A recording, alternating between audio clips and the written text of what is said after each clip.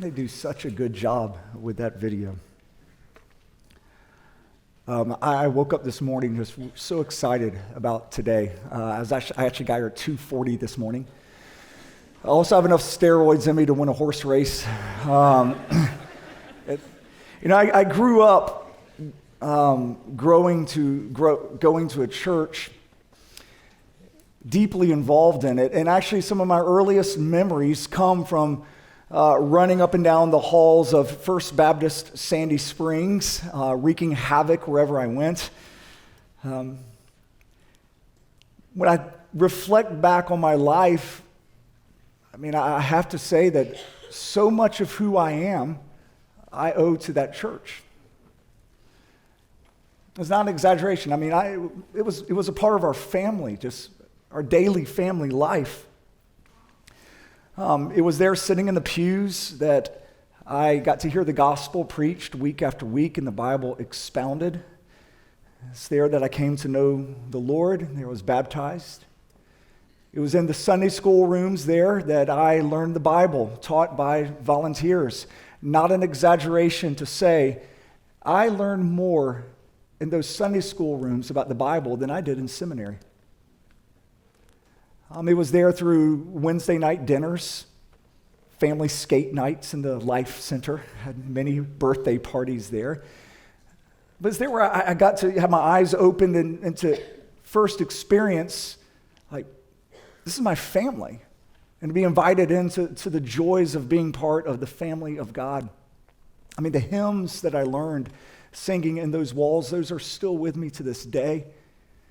When my father passed away, the church actually, they dedicated the steeple to him. And it's a different church that meets there now, but there's still a plaque there where you can read that's the Charles Brooks steeple. The church was just such a part of my life. I was called into ministry at that church.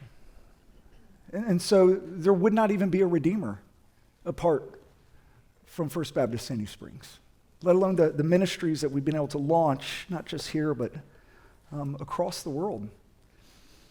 And I didn't have this thought until recently. All of those things that I experienced that were critical to me, not only coming to faith, but to growing me in my faith, I never once gave towards any of them. The generation that was before me provided those things for me.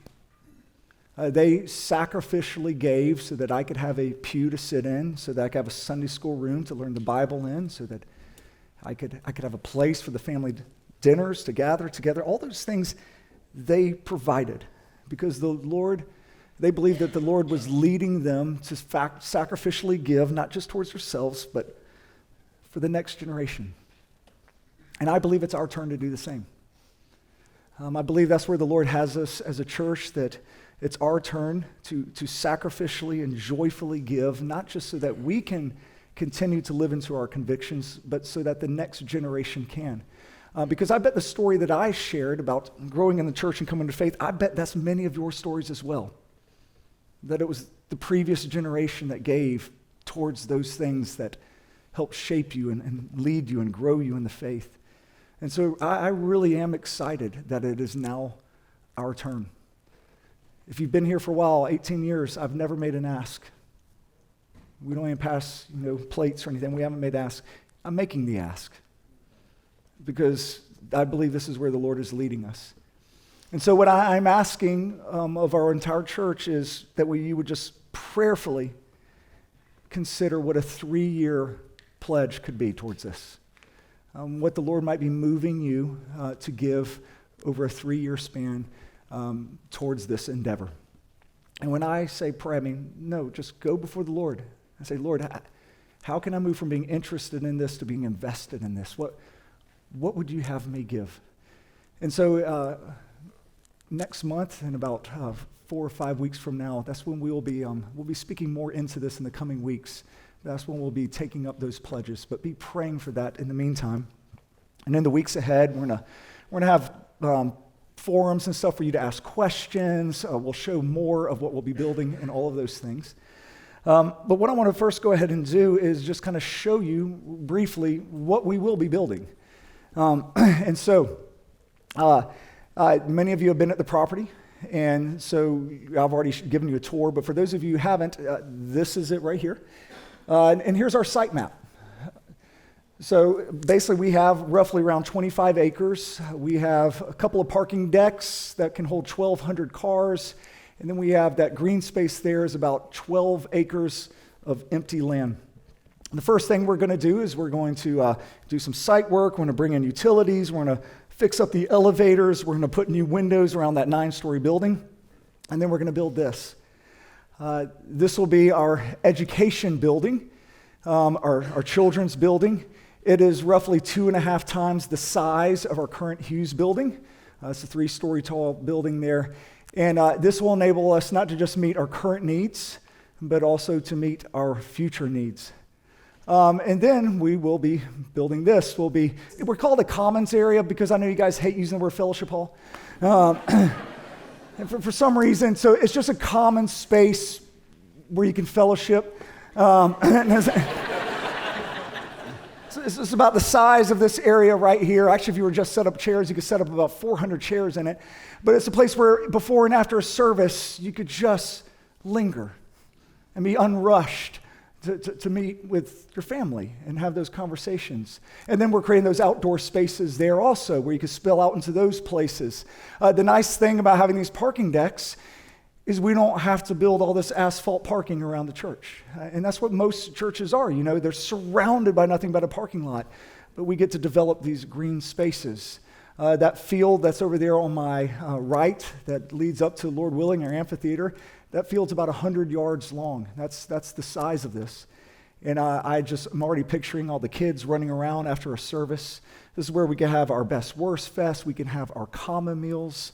Lord willing, this is where we could be having our Easter services there, or potentially even our candlelight Christmas Eve gatherings that we've never been able to do before. And so we're really excited about those spaces, not just to use on a Sunday, but to use all during the week for the church family to gather. The next thing we'll be building is this. This is a multi-use building, multi-purpose building. It's a large building that'll be used for our women's ministries, our men's ministry. It's where our youth will gather. And it's where we will be meeting temporarily for our Sunday services. And this is where we're going to need to get scrappy, guys. It's a huge endeavor. It's a lot to ask for a church to build every single thing it needs at one time.